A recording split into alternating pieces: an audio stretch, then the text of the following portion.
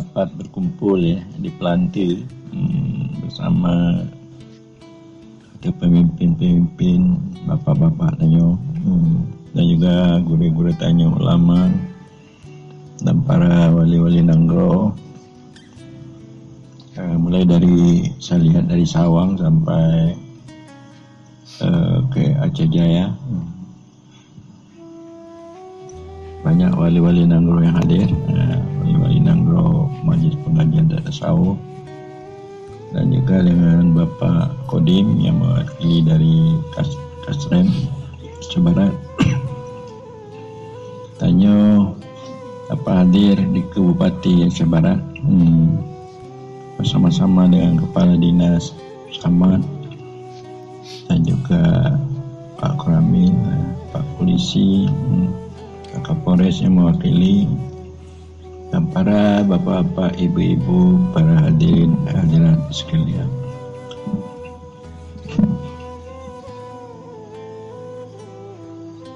Kira-kira 20 tahun yang lalu, bantuan pada masanya Tonjak Mohonda kuno dalam berdakwah. Jadi waktu-waktunya dipungan lo datang ke Usman Pelanti, Abu Usman dan Abu Syuib, dan juga Abu Salam yang di Benuang. Kanya oleh Tengku Abdul Salam, oleh Tengku Usman Pelanti Gumelun pada matanya tentunya untuk ugot suluk di Sawang Tube, di tempat Abu Syuib.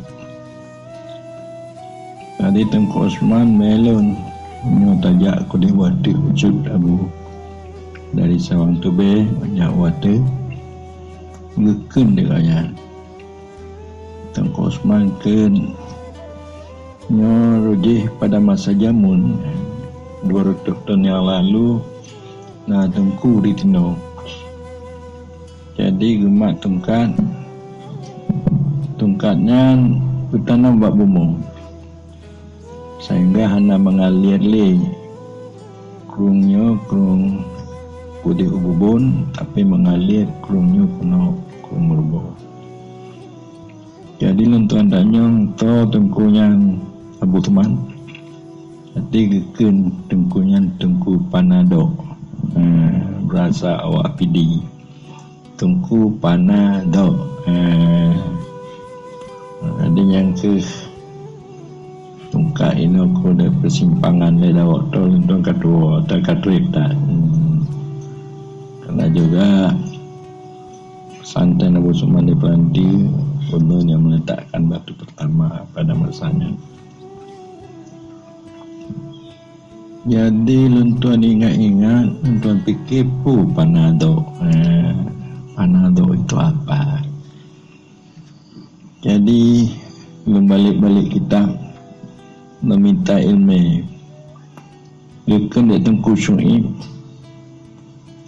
nyon ilmu bongkar pasang. Ilmu apa lagi? Bongkar pasang. Ilmu bongkar pasangnya Tengku Syuib terbongkar, diri dan nyonya terbongkar, tubuh dan nyong terbongkar, terkembalikan kepada Allah Subhanahu Wa Taala. Nyonya tak pasang lah, nyonya ini bongkar pasang, lengkap. Pikiran matanya, nyonya ini bongkar pasang. Jadi balik-balik kitab segala macam, makanya nonton pahami bahwa itu adalah merupakan ilmu tauhid sufi atau tauhid irfani. Tanya terbongkar alam kalkia, tanya mana alam kalkianya ia pu yang intano, alam kalkia tanya diciptakan oleh Allah jisim tubuh nanyonyo daripada ia pi apa yang kemudian setelah ia puangin tanahnya, dimasukkanlah roh hayawani pada tubuhnya. Setelah dijadikan lembaga Adam, maka dimasukkanlah roh hayawani. Jadi kata dan nyonya dikame dari malaikat. Ia pengen tanahnya menjadi tubuh. Ini masukkanlah roh hayawani. Roh hayawani itulah nafsu. Dengan adanya roh hayawaninya, tanya bisa udip. Mana udip ni? Tubuhnya udip. Sebab udip adalah dengan sebab roh hayawani. Nyaung istilahnya. Apa lagi? Nyaung roh hayawani. Sebabnya tanya bisa udip, bisa berpercaya indah, melihat, mendengar, bisa berpikir, mengakali untuk mendapatkan sesuatu. Itu adalah karena ada roh hayawani. Makanya kita bisa menjadi manusia, tapi manusia yang bersifat kebinatangan, belum lagi manusia yang bersifat, artinya manusia yang baik, manusia yang hanya dia itu untuk mendapatkan dua keuntungan. Pertama adalah keuntungan untuk mendapat kesenangan farad. Kedua adalah untuk mendapat keuntungan kesenangan perut. Lale putimang put, lale putimang farad, yang bentuk tanya sebagai binatang. Atau binatangnya nyan dua boh di putimang. Kesenangan farad dan kesenangan perut. Kata kalau mana? Lalu contoh-contoh pun lenyang kali dimintai nong, mintai mutenggek ke di. Tapi di sini na laganya hana. Ada ni. Kali.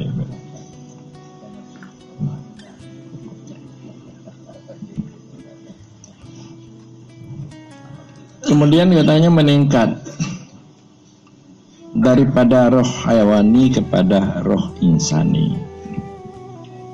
Jadi roh insani ini yaitu roh yang dekat dengan akal, dekat dengan Allah, dekat dengan Allah. Jadi roh insani ini dia tidak tunduk kepada roh hayawani. Roh insani dia tunduk kepada Allah Subhanahu wa taala. Makanya bagi orang tarikat Syatari geken la ilaha kalimah nabi, ilallah kalimah isbat. Udip tubuh tapu nabi, roh alwi tapu isbat. Jadi roh alwi itu adalah roh insani. Kita tidak hanya memikirkan hidup tubuh, tetapi kita memikirkan roh kita, roh insani ini. Jadi kekelam la ilaha kalimah nabi, ilallah kalimah isbat. Udip tubuh tapu nabi, udip rabbi tapu isbat. Jadi berarti ini maksudnya dengan tarekat. Setelah kita tahu kita sebagai hamba Allah, makhluk Allah, ya, bagaimana kita untuk bisa dekat dengan Allah, supaya cahaya keberadaan Allah itu masuk ke dalam batin kita. Jadi untuk mendapatkan setelah masuk itu dikatakan itu perlu ada tarekat agar kita mendapat nafsu yang mutmainnah. Nafsu itu makna mutmainnah, kita tenang, senang dalam melakukan perintah Allah dan menjauhkan larangan Allah. Kita mudah berakhlak yang bagus, bersifat dengan sifat yang terpuji. tidak ada waswas, keraguan kita. Baik mengenai rezeki, itu sudah jaminan Allah. Dan semua yang ada ini datang dari, itu ada hikmahnya untuk kita. Umpamanya, apapun yang kita cita-citakan, tidak dapat yang kita citakan itu adalah satu kebaikan Allah untuk kita. Yang umpamanya yang nak su anggota DPRA, Pak, yang nak su anggota DPRI.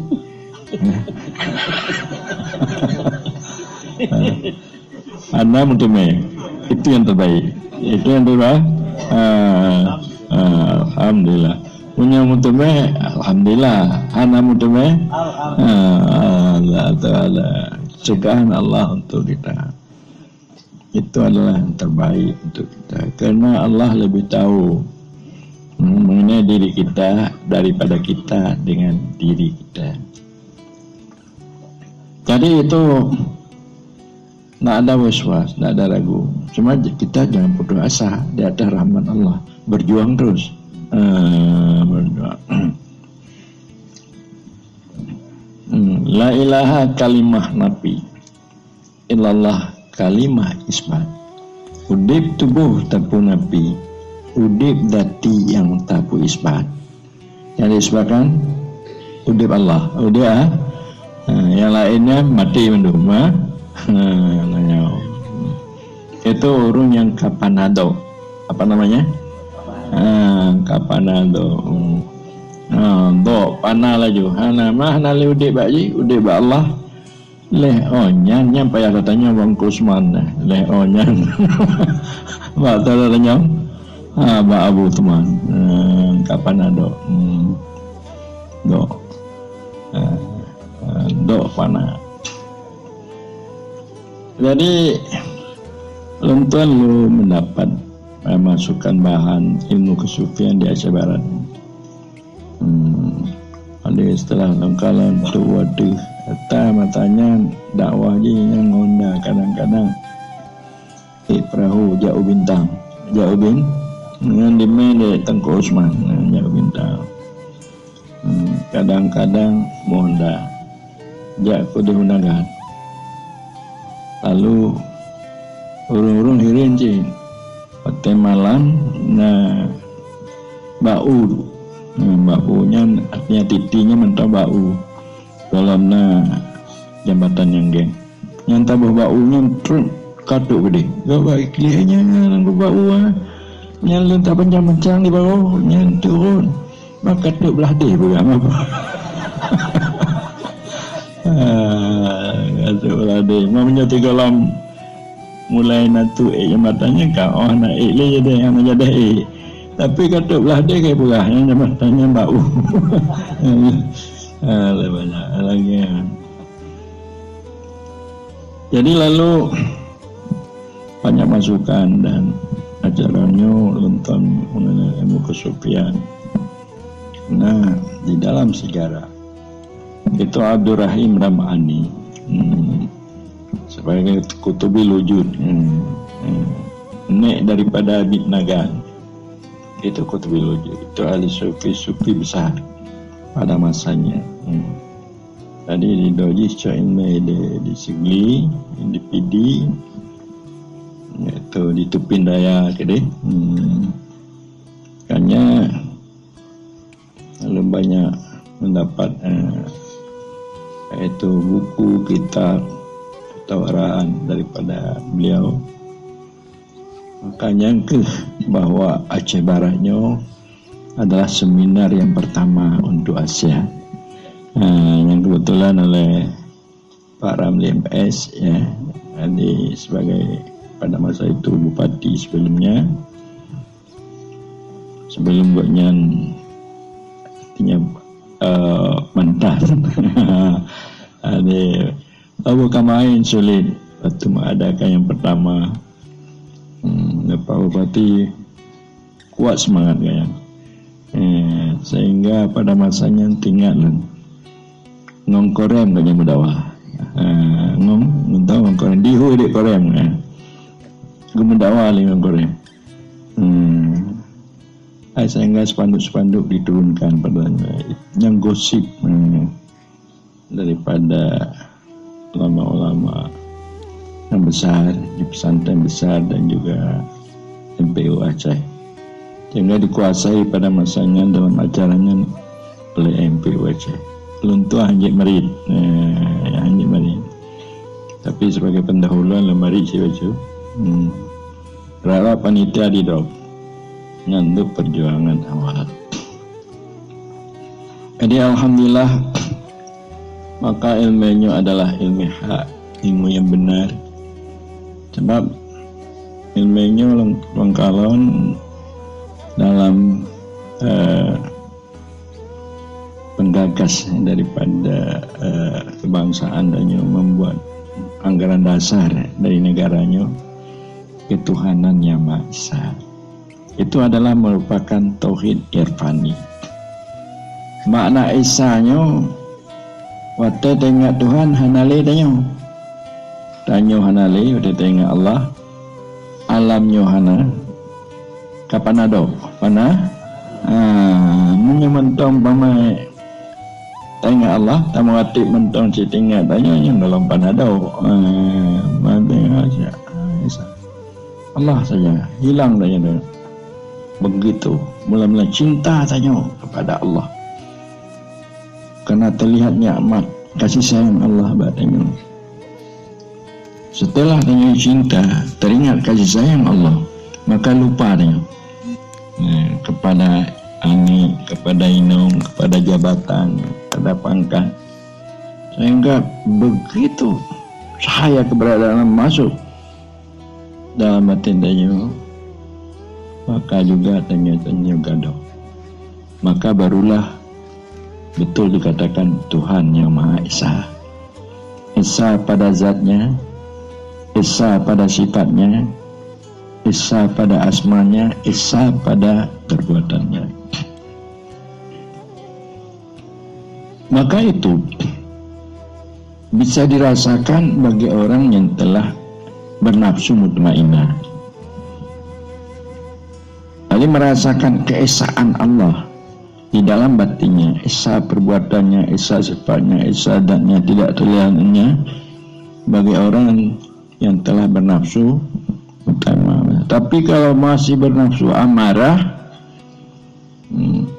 berarti masih banyak berbunga-bunga dunia di dalam hatinya, teriak. Seperti apa kata Bapak Jupri, kalau sudah nafsu lama, itu tiga ingat. Jadinya kemakal untuk menggagas ratib seribenyo, menggagas ratib. Allah berfirman dalam Al-Quran, ya ayyuhalladzina amanu dzkurullah dzikran katsira. Hai orang-orang yang beriman, iman yang kamil maksudnya, bukan iman munafik, bukan iman awam, paling kurang iman kawas. Makna iman kawas ini hudur Allah di dalam hatinya. Ya ayyuhalladzina amanu dzkuru, hai orang yang beriman. Jadi iman paling kurang iman kawas, ingatlah oleh kamu akan Allah, akan ingatan yang banyak. Jadi tanya berdikir, beriman gelamna, jadinya hanata mau dikirnya. Diperintahkan dikir kepada orang yang beriman. Hai orang yang beriman, berzikirlah kamu. Imannya bagaimana? Kalau iman munafiknya artinya lain di luar, lain di dalam. Ini berzikir. Ingat Allah. Babah ji, ada ji tinggal lintu, lintu, darah baru. Ini mentang munafik, berarti lain di luar, lain di dalam. Jadi zikir itu tidak didasarkan kepada iman. Jadi berzikir tiga gotinya, tiga hana. Nya nafsu pun aja mulhamah itun kena Pak Jupri. Ingat tiga anak Tiga dengan Allah yang puji tanyo, yang punah tanyo, anjuk lintu buat tanyo, Allah bandung.